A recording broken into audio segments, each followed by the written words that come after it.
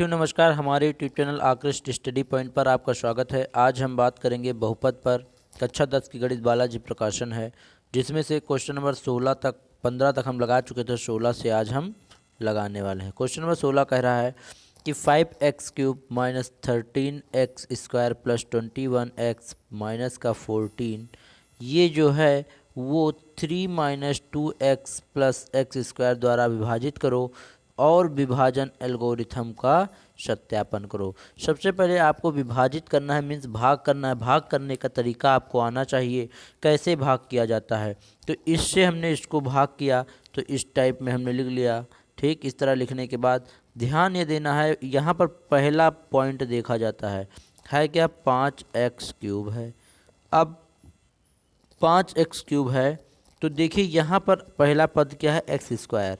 अगर इस x² में 5 से गुणा कर दिया जाए, अगर इसमें 5 से गुणा कर दिया जाए तो 5x² बन जाएगा, और एक x भी ले लिया जाए तो 5x³ बन जाएगा। अर्थात पहला पद हमें मिल जाएगा। बाकी क्या पद है उससे हमें मतलब नहीं, पहले पद को बनाना होता है। तो 5x हमने लिया, वही चीज़ यहाँ देखिए लिख दिया गया। इसका इससे मल्टीप्लाई किया तो 5x³ बना, माइनस 2x से किया तो 5 दूनी 10x² बना, फिर 3 से किया तो 5 तेई 15x बना। अब क्या करते हैं, अगर इसके सामने प्लस है तो माइनस चिन्ह लगाएंगे, माइनस है तो प्लस। मतलब ये हुआ कि इनके चिन्हों को आपस में बदल लिया जाता है।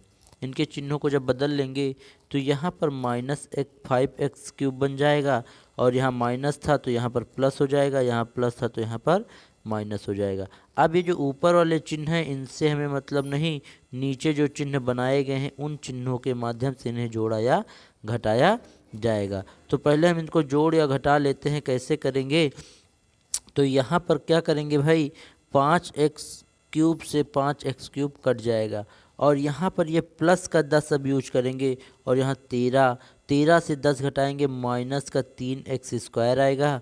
21x से 15x घटाएंगे, 6x आएगा, और 14 ये माइनस का जो है एज इट इज उतार लेंगे।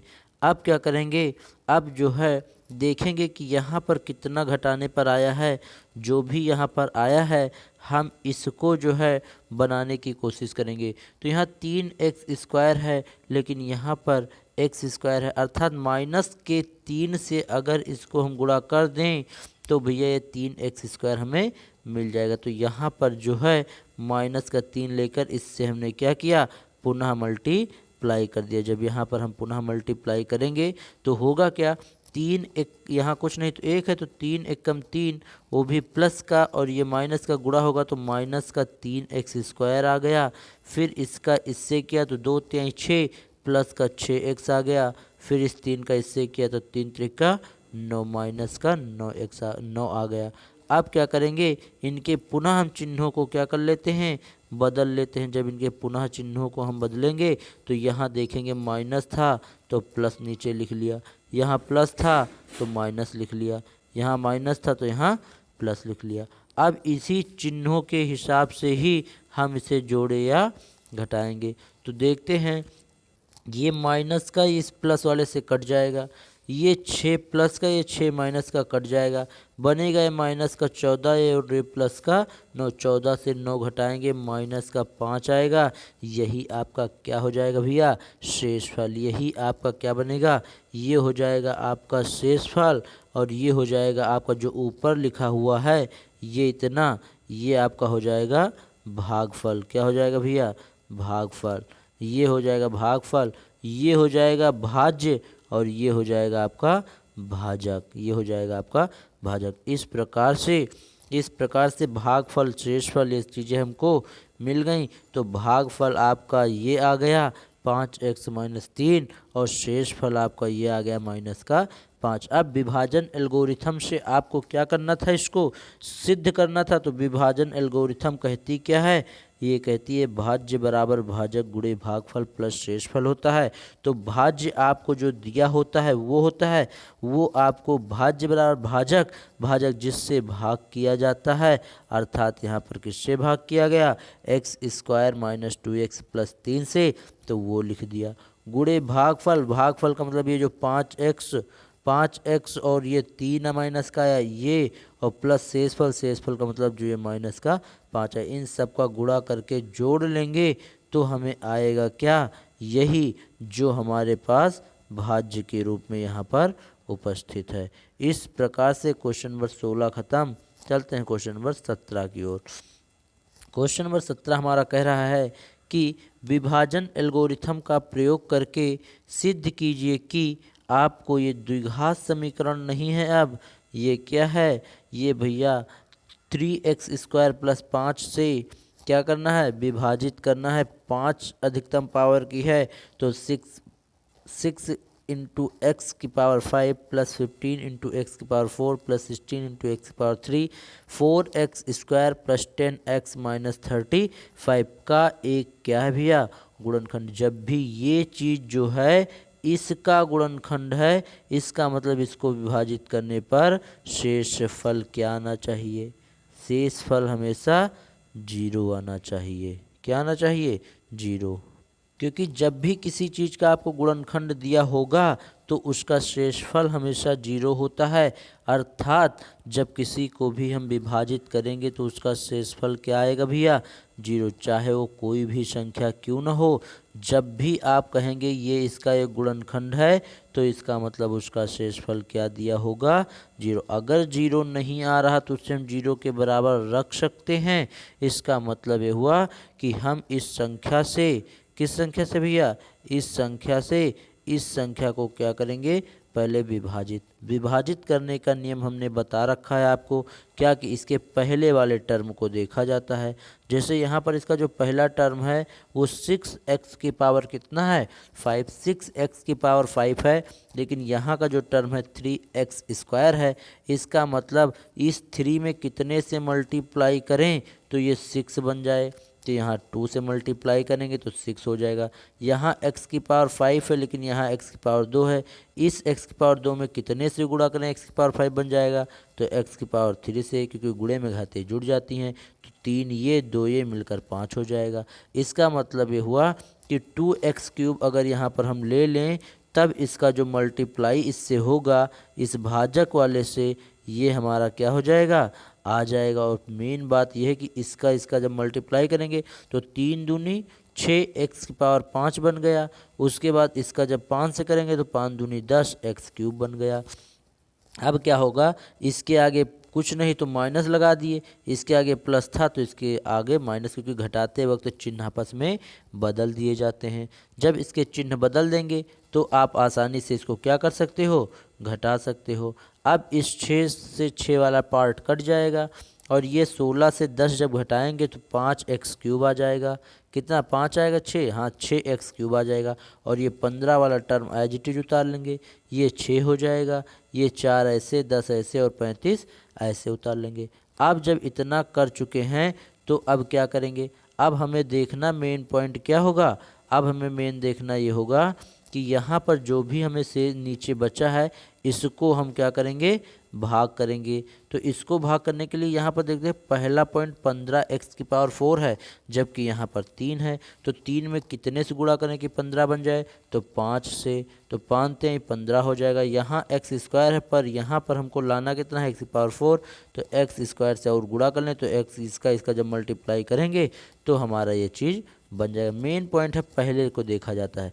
तो यही 5x² हमने यहाँ पर लिख लिया और इससे क्या किया, मल्टीप्लाई। जैसे आप इससे मल्टीप्लाई कराओगे तो होगा क्या, 5 से 3 को करोगे तो 5 3 15 x की पावर 4 बनेगा। फिर 5 को 5 से करोगे 25 x² बनेगा। अब पुनः इसके चिन्ह को हम बदल लेंगे और घटा देंगे, ये कैंसिल हो जाएगा। 6 वाला पार्ट ऐसे उतार लेंगे, 4 से 25 को घटाएंगे तो माइनस का 21 आ जाएगा और ये 10 और 35 वाला टर्म ऐसे का ऐसा उतार लेंगे। अब क्या करेंगे हम, अब करना क्या है, ध्यान से देखेंगे कि हमारे पास बचा क्या है, ये बचा है कितना 6, ये वाला पार्ट हमारा बचा है। इसमें अब पुनः 6 लाना है हमको, तो 6 लाने के लिए 6x³ लाने के लिए यहाँ कितने से गुणा करें, 3, और 3 दूनी 6, 2 से गुणा करें मीन्स 2x से गुणा करना है आपको। तो 2x से किए तो 2 3 6x³ बन गया और 2 पंचे 10 बन गया। पुनः चिन्ह बदलेंगे, भाग कर घटाएंगे तो ये कट जाएगा, 21 वाला टर्म ऐसे उतारेंगे, 10 से 10 कटेगा और ये 35 वाला टर्म ऐसे उतार लेंगे। पुनः अब कितने से कर दें कि 21 एक्स स्क्वायर बन जाए, तो 7 त्रिक 21 मतलब माइनस के 7 से करें तो यही माइनस का 7 यहाँ ले लिए, और इससे जब किए तो ये पूरा का पूरा टर्म कैंसिल हो गया, मीन्स शेषफल कितना आ गया 0। और जब शेषफल 0 हो इसका मतलब gx जो है fx का एक क्या है भैया, गुणनखंड है। इस प्रकार से हमारा ये एल्गोरिथम के माध्यम से सिद्ध हो गया कि यह इसका क्या है, एक गुणनखंड है। अब चलते हैं क्वेश्चन नंबर 18 की ओर और देखते हैं 18 क्या कह रहा है। यदि बहुपद fx x cube minus 3x square plus x plus 1 के मूल a minus b a plus b हैं तो a व b के मान ज्ञात कीजिए। देखिए जब इस तरीके का मूल दिया होता है तो ये समांतर श्रेणी के मूल कहलाते हैं। क्या कहलाते हैं भैया, समांतर श्रेणी। समांतर श्रेणी की अगर 3 मूल माने जाएं तो a minus b a plus b ही मानते हैं। तो मेन पॉइंट ये होता है कि ये देखना होता है हमें कि देखिए इसमें त्रिघात बहुपद है, तो त्रिघात बहुपद है तो इसके 3 गुणनखंड होंगे ही होंगे, या इसके 3 मूल तो होना तय हैं। इसका मतलब ये हुआ कि इसके ये 3 मूल जो हैं ये समांतर श्रेणी के मूल हो सकते हैं, क्योंकि समांतर श्रेणी में इसी प्रकार से मूल माने जाते हैं। और इन मूलों में से a व b के मान आपको क्या करना है, ज्ञात करना है। आप देखते हैं इसको कैसे सॉल्व करेंगे। तो 3 मूल जब होंगे तो मूलों का योगफल माइनस बी अपॉन ए होता है, तो बी अपॉन ए हमने मूलों का योग रखा। तो एक मूल अल्फ़ा है ए माइनस बी, बीटा है ए और गामा है ए प्लस बी। तो इन तीनों मूलों का योग किया, ये माइनस बी अपॉन ए, माइनस बी अपॉन ए का मतलब माइनस ब्रैकेट माइनस 3/1 हो गया। अब यहाँ से ए तीनों ए को जोड़ेंगे 3a आएगा, चूँकि b से b कैंसिल आउट हो जाएगा। 3a बराबर 3 तो a बराबर 1 हो जाएगा, क्योंकि 3 1 जा 3 हो जाएगा, इससे ये काट देंगे तो a का मान 1 आ गया। अब करेंगे क्या, alpha beta into gamma is equal to minus d upon a होता है, तो अल्फ़ा का मान a minus b, beta a और गामा a प्लस बी, और माइनस डी अपॉन ए की वैल्यू आ गई -1/1। अब a minus b a plus b a square minus b square का फार्मूला है, और a ये एज इट इज उतार लिए। अब इसका जब मल्टीप्लाई करेंगे तो उससे पहले देखेंगे a का मान 1 है, तो a का मान 1 यहीं पर हम क्या कर देंगे, पुट कर देंगे। जैसे a का मान यहाँ पर पुट करेंगे आप देख सकते हो कि a की जगह पर 1 रख दिया, a स्क्वायर की जगह 1 का square minus b square as it is लिख दिया। अब यहाँ से आप देखना चाहो तो आपका b square is equal to 1 minus b square is equal to -1 आया। यहाँ से बी स्क्वायर का मान कितना आ गया 2, क्योंकि ये बी स्क्वायर प्लस का है उधर भेज दो, और ये माइनस का 1 इधर भेज कर +1 कर दो, तो 1 + 1 is equal to b square. तो बी स्क्वायर बराबर कितना आ जाएगा, 2 आ जाएगा। बी स्क्वायर बराबर 2 आएगा, तो बी की वैल्यू अगर आप देखना चाहो तो ±√2 हो जाएगा, क्योंकि जब भी रूट से बाहर किसी चीज़ को निकाला जाता है या रूट में लिखा जाता है तो प्लस माइनस चिन्ह उसके साथ लग जाता है। इसका मतलब b के 2 मान होंगे -√2 और +√2, तो a का मान 1 और b के मान 2 हो जाएंगे। इस प्रकार से त्रिघात बहुपद था, तो 3 मूल होंगे, 1 -√2 और प्लस का √2। इस प्रकार से 3 इसके मूल होंगे या फिर गुणनखंड होंगे। अब चलते हैं क्वेश्चन नंबर 19 की ओर। क्वेश्चन नंबर 19 कहता है यदि x बराबर 1 है, बहुपद fx is equal to x cube minus 2x square plus का 4x प्लस का k एक मूल है, तो आपको क्या करना है, k का मान ज्ञात करना है। सबसे पहली बात, जब यह इसका एक मूल है तो इस समीकरण को जरूर ही ये क्या करेगा, ये भैया इसको संतुष्ट करेगा। आप सोच रहे होंगे सर ये संतुष्ट करने का क्या मीनिंग हुआ, तो संतुष्ट करने का मतलब जहाँ जहाँ पर भी x है ये उसको क्या करेगा, पूरा विभाजित करेगा, अर्थात इसकी वैल्यू को 0 कर देगा। इसका मतलब ये हुआ कि इसमें अगर x की जगह पे 1 रख दूं तो यह fx क्या हो जाएगा, 0। तो जहाँ जहाँ पर x था वहाँ पर 1 रख दिया और इसको सॉल्व किया, तो 3 + k = 0 मीन्स k बराबर का -3 हो गया, k बराबर -3 आ गया। इस प्रकार से क्वेश्चन नंबर 20 भी आपका खत्म। अब चलते हैं 19 खत्म 20 की ओर। 20 क्वेश्चन कहता है कि विभाजन एल्गोरिथम का प्रयोग करके यह जांच कीजिए कि क्या प्रथम बहुपद दूसरे बहुपद का एक गुणनखंड है। मीन्स जो gx है क्या fx का एक गुणनखंड है। अगर गुणनखंड है तो शेषफल क्या होना चाहिए भाग करने पर, शेषफल भैया 0 होना चाहिए। आपको यह विदित होना चाहिए कि अगर कोई भी एक गुणनखंड दूसरे का है तो अगर 1 से 2 को भाग करेंगे तो शेषफल उसके लिए 0 आना चाहिए।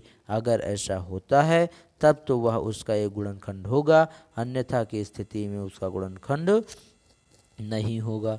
तो पहला पार्ट जो है gx से हम भाग कर रहे हैं fx को, gx से भाग लगाएं fx को। भाग करना आपको हमने सिखा दिया है कि इस पहले वाले टर्म को देखा जाता है और इससे मल्टीप्लाई करने पर वो चीज़ आनी चाहिए। तो यहाँ पर एक्स स्क्वायर है लेकिन यहाँ एक्स की पावर 4 है, इसका मतलब यहाँ एक्स स्क्वायर ले लें। यहाँ 2 भी है तो यहाँ 2 से मल्टीप्लाई करने के लिए यहाँ 2 भी ले लिए। तो इसका मल्टीप्लाई किए तो 2x स्क्वायर से 2x पावर 4 हो गया। फिर 3 से किए 3 दूनी 6x स्क्वायर हो गया। चिन्ह बदल के घटा दिए, ये कट गया, इतना बचा। ठीक है, ये 3x स्क्वायर ऐसे उतार लिए। 2 से 6 को 6 से 2 को घटाएं 4 आ गया, ये ऐसे उतार लिए। आप 3x स्क्वायर देखना है तो 3x लेकर इसका मल्टीप्लाई किए, फिर घटाए तो ये कटे पिटे, ये इतना बचा। फिर 4 से कर लिए, फिर आ गया शेषफल 0। अगर शेषफल 0 हो गया इसका मतलब ये हुआ कि gx fx का एक क्या है भैया, गुणनखंड है। अब इसका सेकंड पार्ट देखते हैं। gx दिया है, fx दिया है, gx से fx को हमने भाग लगाया, भाग किया, शेषफल देखा 0 आ गया। शेषफल जैसे 0 आया हम समझ गए कि gx एक क्या है, fx का गुणनखंड है। इस प्रकार से पार्ट सेकंड भी खत्म। चलते हैं क्वेश्चन नंबर 21 की ओर, जो दीर्घ उत्तरीय प्रश्न है। कह रहा है सत्यापित कीजिए कि 3 माइनस 1 1 अपॉन 3 माइनस का द्विघात बहुपद त्रिघात बहुपद इतने के मूल हैं, तब इनके मूलों एवं गुणांकों के बीच में संबंध की सत्यता की जांच कीजिए। ऐसे प्रश्न बहुत ही आसान तरीके से हल किए जाते हैं। भैया ऐसे प्रश्नों को हल करने का एक ही माध्यम बहुत उचित माना जाता है, क्या कि आपको इनके क्या दे रखे हैं, आपको इनके मूल दे रखे हैं। तो मूल, प्रत्येक मूल जो है इनमें रखने पर शेषफल 0 देना चाहिए। मीन्स प्रत्येक मूल x की जगह रखने पर क्या हो जाना चाहिए, fx 0 हो जाना चाहिए। अगर fx 0 हर एक मूल के रखने पर हो जाता है, इसका मतलब ये हुआ कि ये इसके मूल हैं, मीन्स इनके ये गुणनखंड हैं। ये तो कंप्लीट हो जाता है बात। तो सबसे पहले x बराबर 3 रखें इसमें, और 3 रखने पर देखा कि fx क्या हो रहा है, 0। फिर माइनस का 1 रखें, माइनस का 1 रखने पर देखा हमने क्या हो जा रहा है, 0। फिर -1/3 रखा, और -1/3 रखने पर भी हमने देखा कि इसकी जो वैल्यू फाइनल आ रही है वो 0 हो जा रही है। इसका मतलब x बराबर 3 रखने पर, x बराबर -1 रखने पर, x बराबर -1/3 रखने पर, तीनों स्थितियों में इनकी वैल्यू 0 आ जाती है। मीन्स fx की वैल्यू 0 आ जाती है। इसका मतलब ये तो सत्यापित हो ही गया कि ये जो हैं इनके मूल हैं। ये क्या है, इनके मूल हैं। अगर ये सत्यापित कर चुके हो आप कि ये इनके मूल हैं, तो अब त्रिघात बहुपद जो दिया हुआ है आपका, इस त्रिघात बहुपद में इन मूलों के साथ ये दिखाना है कि इनके जो संबंध होते हैं, means alpha plus beta plus gamma में से मूलों का योग -b/a, क्या ये भी सत्य है। तो अल्फा बराबर 3, बीटा बराबर -1, गामा बराबर -1/3।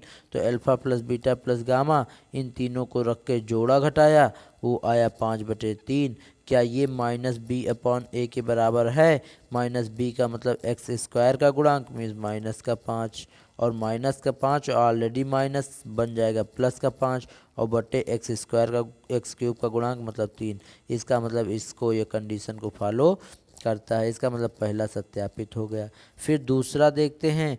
दूसरा क्या देखते हैं, क्या भैया मूलों के गुणनफल का योग means alpha into beta plus beta into gamma plus gamma into alpha, इनमें वैल्यू रखने पर अल्फा का मान रखे गुणे बीटा का मान रखे, फिर बीटा का मान रखे गामा का मान रखे प्लस गामा का मान रखे अल्फा का मान रखे, जोड़ा घटाया गुणा भाग किया तो देखा फाइनल वैल्यू जो आई -11 बटे कितना आई भैया 3 आई। क्या -11/3 ये C/A होता है? क्या ये C/A के बराबर है? C/A होने का मतलब हुआ यहाँ पर जो भैया होता है, यहाँ पर C होता है किसका गुणांक, x का गुणांक। x का गुणांक है -11, क्या -11 यहाँ पर है? और a का गुणांक है 3, क्या 3 यहाँ पर है? बिल्कुल है। x का मतलब ये हुआ कि ये मूलों के गुणनफल के योग बराबर C/A को भी फॉलो करता है। अब एक तीसरा पॉइंट होता है मूलों का गुणनफल। मूलों के गुणनफल के लिए आपको पता होना चाहिए मूलों के गुणनफल क्या, 3 गुणे -1 गुणे -1/3, 3 से 3 कैंसिल आउट, 1 एकम 1 मीन्स प्लस का आया कितना 1। और ये होता क्या है मूलों का गुणनफल -D/A। क्या होता है भैया -D/A। क्या -D का मतलब लास्ट वाला बिंदु, लास्ट वाला है -3 तो माइनस माइनस प्लस होकर 3 बनेगा और बटे का 3, 3/3 मतलब 1। क्या ये भी इसको फॉलो करता है? हाँ बिल्कुल फॉलो करता है। इसका मतलब सिद्ध हुआ कि हमारा सभी वैल्यू सत्यता की जांच कर सकती हैं। मीन्स ये तीनों के तीनों इस फार्मूले को भी प्रतिबंधित करती हैं। इस प्रकार से क्वेश्चन नंबर 21 खत्म। चलते हैं क्वेश्चन नंबर 22 की ओर। क्वेश्चन नंबर 22 कह रहा है कि बहुपद f(x) बराबर दिया हुआ है के मूलों के समांतर श्रेणी में होने का प्रतिबंध ज्ञात कीजिए। समांतर श्रेणी में होने के लिए तीनों मूलों को माना जाता है a-d a+d या a-b a plus B. Means एक को a-d अगर माने हो दूसरे को a, तो एक को मानना पड़ेगा a+d। अब यहाँ पर a b c d इस तरह माने, तुम कोई भी वैल्यू ले सकते हो, लेकिन ध्यान ये रखना जो भी बीच में लेना उससे एक कम इधर और उससे एक ज़्यादा इधर ली जाती है। ठीक है, जो इधर घटाएंगे वही उतना इसमें जोड़ेंगे, ध्यान ये रखा जाता है। अब आपको पता होना चाहिए, क्या पता होना चाहिए भैया, कि जो मूलों का गुणनफल होता है या मूलों का योग क्या होता है।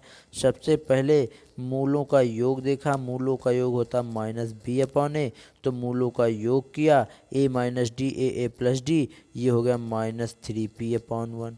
ठीक, यहाँ से d से d कैंसिल हो गया, 3a बराबर -3p, तो a बराबर जो आया आपका माइनस का p। ये समीकरण आप चाहो तो एक मान सकते हो। फिर आपको मूलों के गुणनफल का योग C/A होता है। C/A में जब वैल्यू रखा और उससे हमने देखा कि ये हुआ a-d into a plus a into a+d plus a-d into a+d is equal to 3q।